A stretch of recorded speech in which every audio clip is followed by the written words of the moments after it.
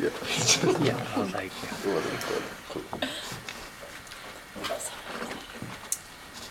Okay, so using fast to slow or slow to fast. Melissa, describe the experience of running a sprint and then finishing in first place. Ooh.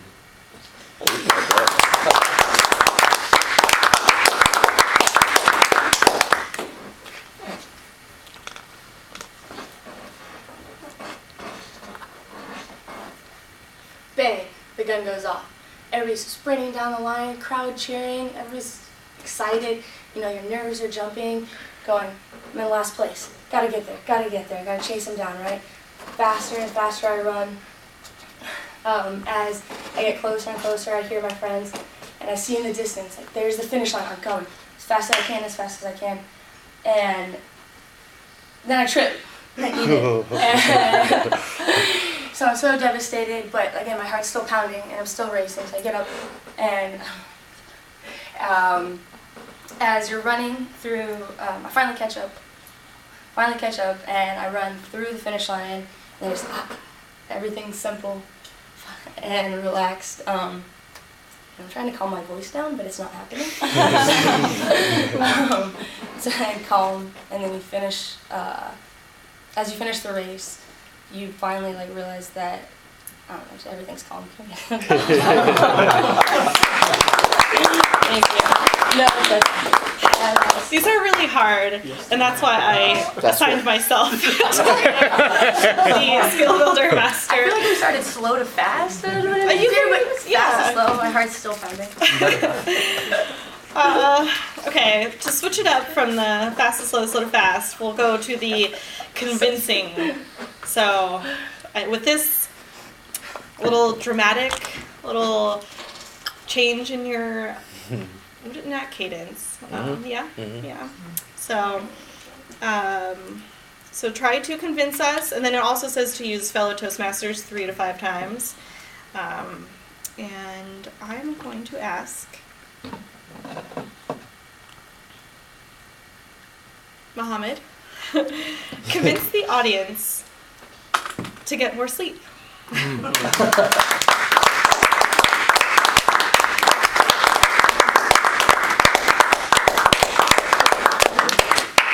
All right, fellow Toastmasters, thank you for joining me today.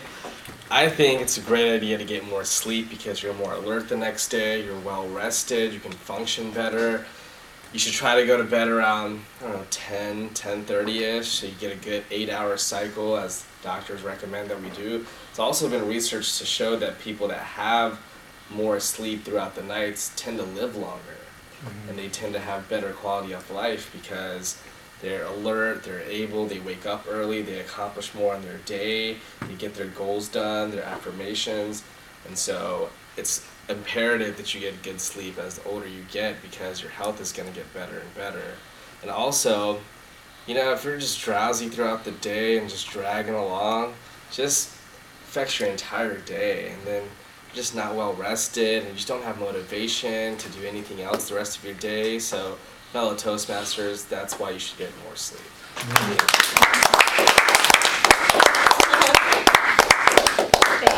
you. Mark, convince the audience to visit your favorite vacation spot.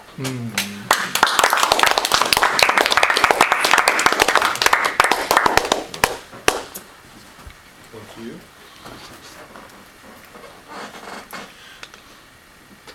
If you've never been to Tahiti, I would strongly recommend it. It's exactly what you would picture, but even better. My fellow Toastmasters, when you think of Tahiti, you probably think of the crystal blue waters and the huts that go out over the lagoon, and that's exactly what it is.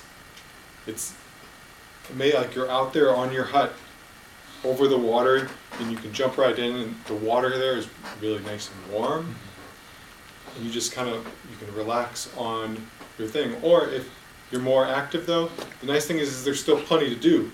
You can go kayaking, you can go swimming. There's ATVing up on depending on the island you are, usually up through different trails and things like that. You can go snorkeling and see these big rays and sharks. So it's really a neat place. It's a really cool place. And then best of all, the people there are really friendly. My fellow Toastmasters Tahitians are so nice. They're so helpful. And their language is kind of, even though they're technically part of France, they have their own native language with some of the words kind of sound silly. Like to say thank you, you say maruru. And everyone, you walk around the island, take stuff, and you're like, oh, maruru, and they're like, maruru. And so it's really such a cool place. It's so chill and laid back, and the people are really friendly, like I said. So my fellow Toastmasters, I really strongly recommend, if you ever have the chance to go to Tahiti, you should definitely, all right, I'll get off. You convinced us. That's what it was. She was convinced. I'm going. Yep. Sold. Dang, Becca. Okay. Doug, convince the audience to try a particular sport or hobby.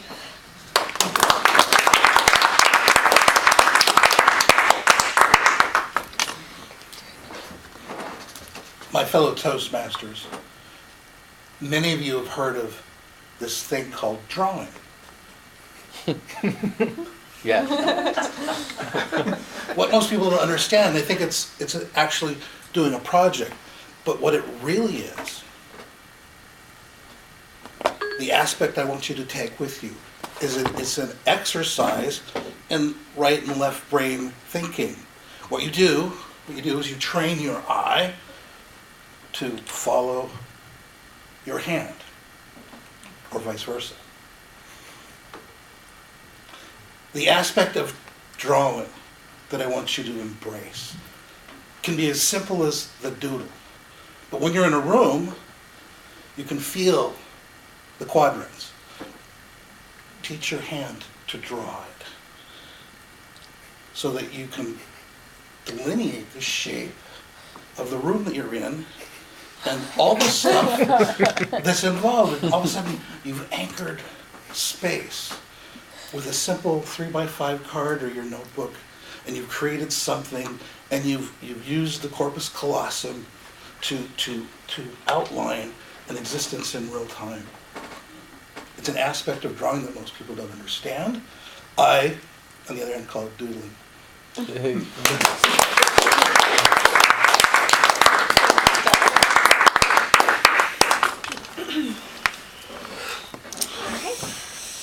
Rick, Hey. convince the audience to watch your favorite movie or show. I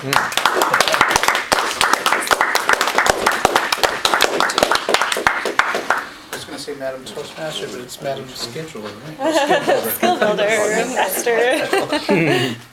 My fellow Toastmasters, my favorite show is Homeland. If you've never seen Homeland, you're in for a treat. The story is about a CIA agent who at times forgets to take her meds, which makes it much more interesting because half of the time you're not really sure whether she's reporting the right thing or whether she's not. Because at times she's being manic depressive can go beyond how she should in her job. Sometimes she gets overly zealous and puts other people in danger. And sometimes she's a normal person. Anyway, Claire Danes plays the part of Carrie, I think it's Matheson, on Homeland, and it's really my fellow Toastmasters, one of my favorite shows. I missed the last episode, and I have to say I am so happy that I can get on demand so that I can see it. It may be out of the normal cycle, but I can see that. I will have to tell you, if you're not watching this show or if you haven't seen it, possibly you'll be able to go back a number of seasons to catch it from the beginning. But if not, it's still something that's quite fun and enjoyable to get into if you just take it from the beginning of the season. All I can say is I'm always disappointed when the season ends because there's so much more to do. Thank you very much.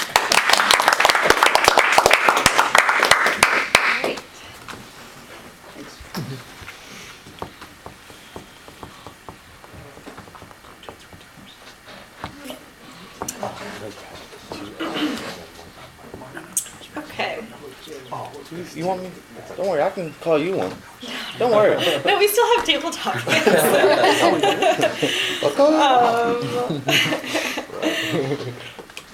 Okay, Sharon, it's your turn. Wow. Look, not me, but Almost made it. Such a surprise. Convince the audience that chivalry is or isn't dead. I can see how this can be point to me. Madam Skillbuilders master. created. Something like that. I believe that chivalry is not dead. And I'm taking it from the aspect of the things that my husband does for me. As a matter of fact, I thought Martin was pretending to be my husband. As I rose, he rose. So I thought Martin was proving to me that chivalry is not dead. Being a gentleman is a choice. A lot of times we as women look at the things that men do and we look at the negatives. But I think if we build the men up and appreciate the small things that they do, like kiss on the cheek, you're running into them, knocking their books out of their hands, reaching down and picking them up, or even carrying them so they're not even dropping their books. My fellow Toastmasters will make you realize that chivalry is not dead. I believe that chivalry is a frame of mind, my fellow Toastmasters. When you look at it from the aspect of men being gentlemen at all times, we have to allow them to be gentlemen at all times. When we're trying to push them into that role, or trying to take over that role and saying, I've been a woman or a single woman all my life and I've taken care of myself and I've done things for myself, I don't need a man to do A, B, and C, then men will think that you don't want them to be chivalrous. So I would suggest, my fellow Toastmasters, allow men to be men. Doesn't mean that we're subservient. It just means that we're respecting the roles that were put in place in order for things to go smoothly. Thank you, my fellow Toastmasters. Thank you. All right. So I think everyone's gotten a question. Except for one. Don't worry. Okay. Yeah, go for it.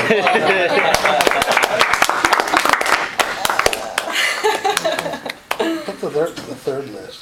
Where's the third? Yeah. Okay. This will be on tempo. Oh. And you can, roll us right into tempo. Okay. In this skill builder, you are instructed to spin okay.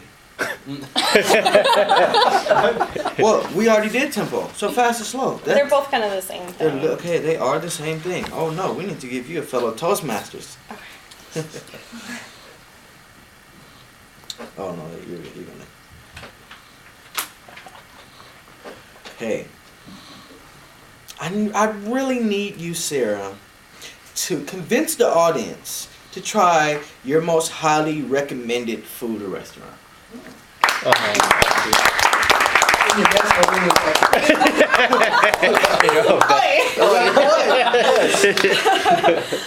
Fellow Toastmasters,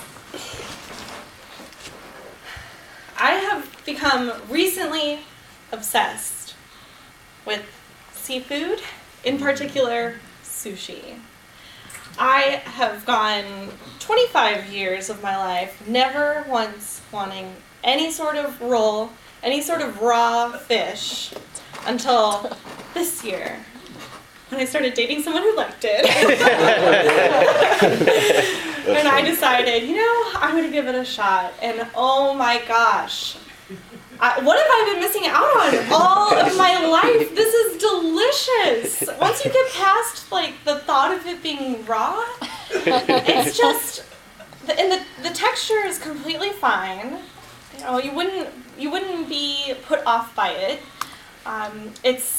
There's a lot of sweet elements to it, and then you can get with spicy. The rice is always really delicious, more so than anything I can cook up with my little easy, what is it, San Francisco rice. But the restaurant that got me hooked is in Manhattan Beach, and it's called Pisces. And you go in there, and it's a husband and wife, and they're the only two that are working there, and they're weird business hours, and sometimes you call, and she might not understand what you want, and she'll give you, no, 45 minutes, this and that, and she sounds like she's running around with her head cut off, but the quality is amazing, and the prices are reasonable, and the fish is just so good. I always have to get spicy tuna roll, and I always have to get the rainbow roll, and I'm never disappointed. So go to Pisces on Highland, call ahead, she's a little crazy, and my fellow Toastmasters. Thank you.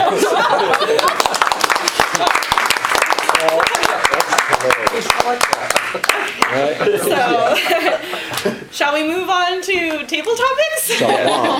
I guess I'll just go ahead and call up Melissa for Table Topics Master.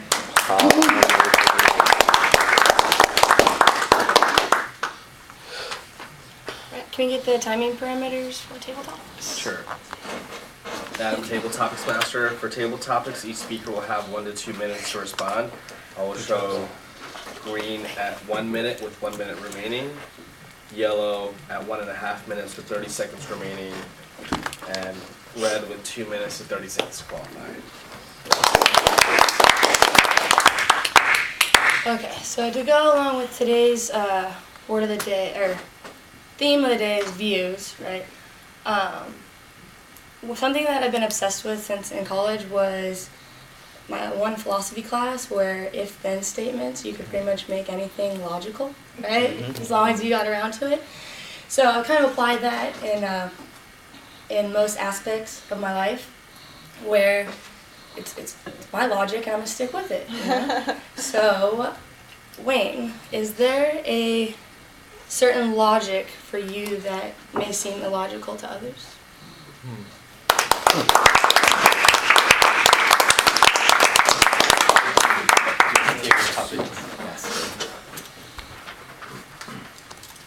So is there some logic that makes sense to me, but may seem illogical to others?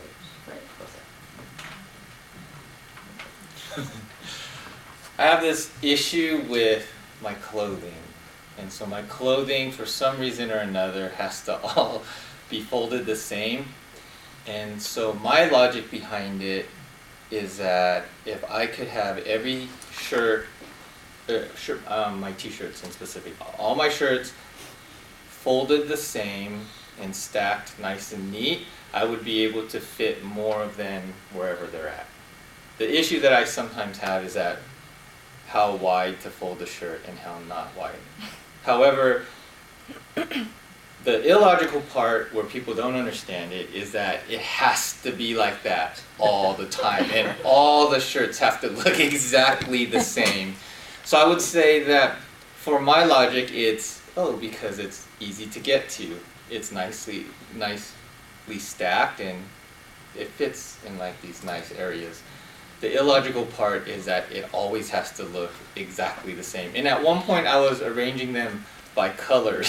So all the reds, blues, yellows, whatever I had, and they would all be the same. And so in my head, it's organization. In other people's heads, it's OCD.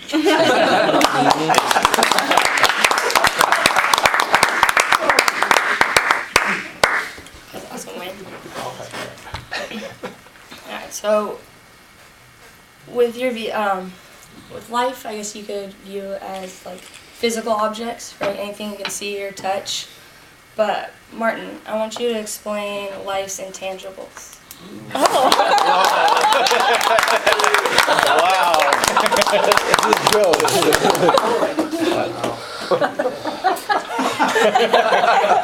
Please. How much time do I have? Wow. So I thought that the first question was actually really hard.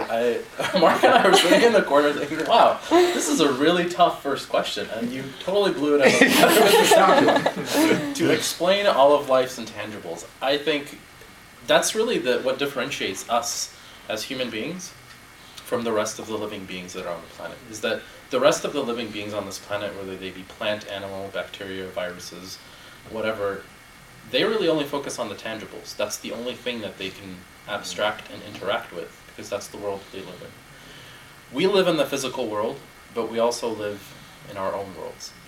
And I think that's what makes us unique. Really, to explain life's intangibles, you just have to live it.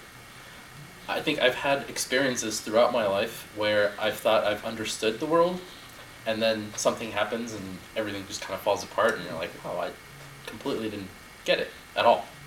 And then you pick up the pieces and you put something else together, and you're like, okay, now I get it. Now I have the answer. Things make sense. And over time, you see it crumble again and then break.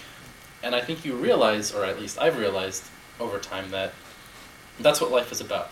Is that there is no perfect explanation of life or of everything in the world. There are pretty good explanations of things. There are always models for things, and all of them are wrong, but some of them are useful. So I think the process of going through failing understanding life and trying to get better approximations for it and better understandings of what other people think life is about, that's what gets you that intangible explanation of it. So that's what I would say is there's not anything that I can say that will tell you it's 42 or I don't know, it's God or it's the universe or something. It's the process of going through it gives you that intangible understanding. So the answer itself is pretty intangible.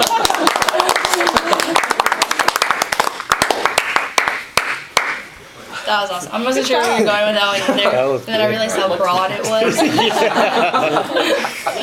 Describe Awesome. the color blue. I do like the color blue. Wait, what? That was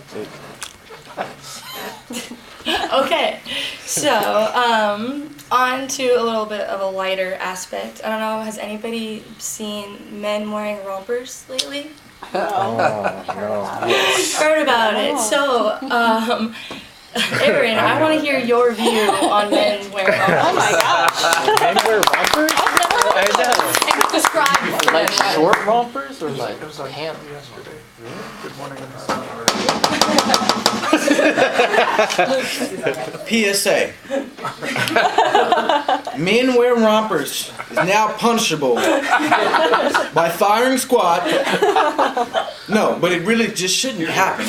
Okay. You know, I do really enjoy, for me as a man, I really enjoy the essence of a woman. I enjoy like a woman being a woman, you know, and just like as a man being a man. Like for instance,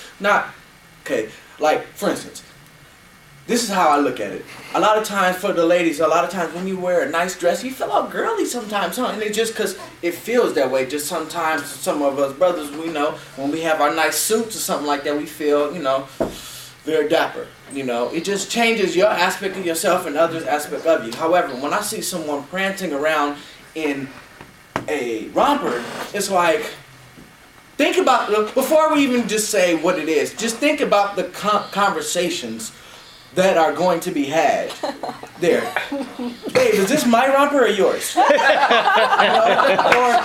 or imagine, you know, going shopping with your girl and it's like, come see, because you don't want to go out and say, hey, how's it look? Right? You don't want to do that. Or just imagine this. Just because we know how catcalls can be, imagine from a girl, hey, red romper over there. Yeah, what's up with you? Oh, I like that. You know, just for me, that conversation implies what's wrong with the whole male romper thing. Let the ladies have their thing. We have some great things that we could wear, and it's fine. I don't need to be romping around in my romper, okay?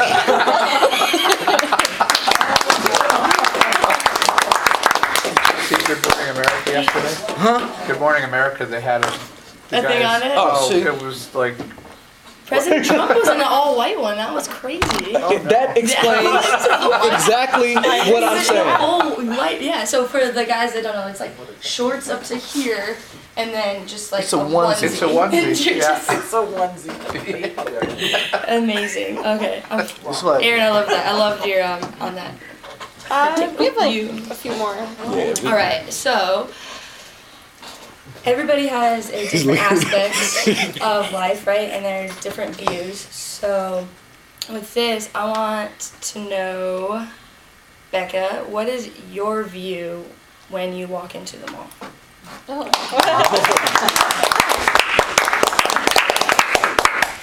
That is a great question. What are my thoughts or views when I walk into the mall? So usually I go to the mall for a very targeted object. Usually it's Lush. Any ladies in here like Lush? It's a great store. It's like Bath and Body Works, but more natural and fun. And everything you buy goes towards some charity. So it's like, of course I need more of these. Otherwise, I don't really enjoy going to the malls. I've noticed that there's a lot of teenagers nowadays that are just, I don't want to be around them. Lots of kids running everywhere, and it slows me down. So I prefer, with that aspect, to only go to the mall around Christmas because, and I know that's a very busy time. You might be thinking, why? That's the worst time of year to go. But because it's nicely decorated, and I don't like to actually do the decorations myself, so I'll go to the mall for that. But typically because it's kind of a process to get to the mall to park, to get into the stores, and usually I don't really end up buying anything anyway unless it's Lush and it's going toward charity. I'd prefer to shop online.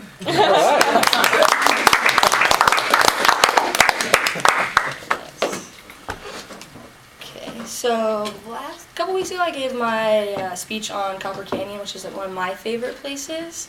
So Rick, I want you to tell me where your favorite place is. Or your view of your favorite place. Describe the view of your favorite place. The view of my favorite place. Thank you. Well, my favorite place is down in Mexico. It's a place called Puerto Vallarta. And I enjoy it immensely. I try to get there at least once a year. This year, however, I did not make it. When I go to Puerto Vallarta, I try to get a place that is near the ocean so that I have a view of the bay and of the beach and all the things happening on the beach. It is a fun place to go because there's always something happening there. There's great restaurants, there's great bars, there's lots of fun people, there's shows. And it seems to be the kind of place that if you wanted to have all of the amenities of home, and also be in a totally foreign location, you can have it all there, depending on what you're looking for. You could eat street food from the vendors, maybe get a touch of Montezuma's Revenge. You gotta think of it always. The good side of that is you lose a little weight.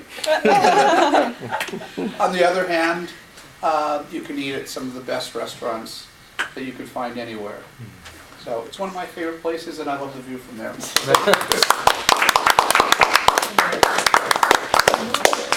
You know, 49 probably could. Okay, so on that, I'll turn it back over to Becca. All right. Thank you, everyone, for participating in the Skill Builders and the table topics, and thank you, Sarah, for running the Skill Builders. That was challenging. I don't think that I remotely hit either fast to slow or slow to fast. I think it was a lot of thinking and then trying to just say it. With that, Mohammed, could we get the timing that each person had for table topics and Skill Builders? Well, it's a long list. Everybody qualified except myself on 59 seconds.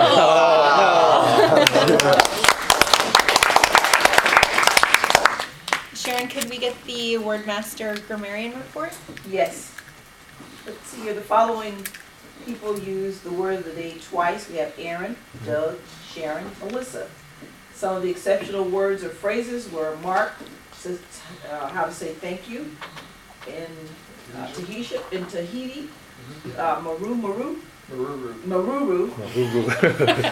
Doug used a word I had never heard before, maybe I just don't remember, but corpus callosum. And Sarah, talking about sushi, once you get past the thought of it being raw. And that's what I have. Rick, could we please have the counters report? Okay, Madam Toastmaster. Or Toastmaster, yeah, not general value. Okay, during today's meeting, all right, so Martin had one so, one and. Sarah had 3 uhs, 3 ums, 3 so's, a like, an and 2 of the my fellow Toastmasters. Oh, okay. Yeah. Wayne had 4 so's, 1 like, and 2 ands. Rebecca had 1 1 so, 1 and. Sharon had 1 so, and 3, my fellow Toastmasters. I had 3 uhs, 1 1 so, 1 and, 1 pause, and 2 my fellow Toastmasters. Mohammed had 1 so, 1 and 2 fellow Toastmasters. Melissa had 4 ums, 2 so's, 1 like, 2 ands, 1 repeat. Let's see, Doug had 1 repeat, 1 pause, and 1 my fellow Toastmaster. Aaron had 1 2 ums, 2 likes, 3 ands, 1 just, 2 you knows, 1 kinda, 1 repeat. And then Mark had 1 so, 1 like, 1 and, 2 kind of, and 3 my fellow Toastmasters. So. Thank you. And with that, I will turn it over to Martin, our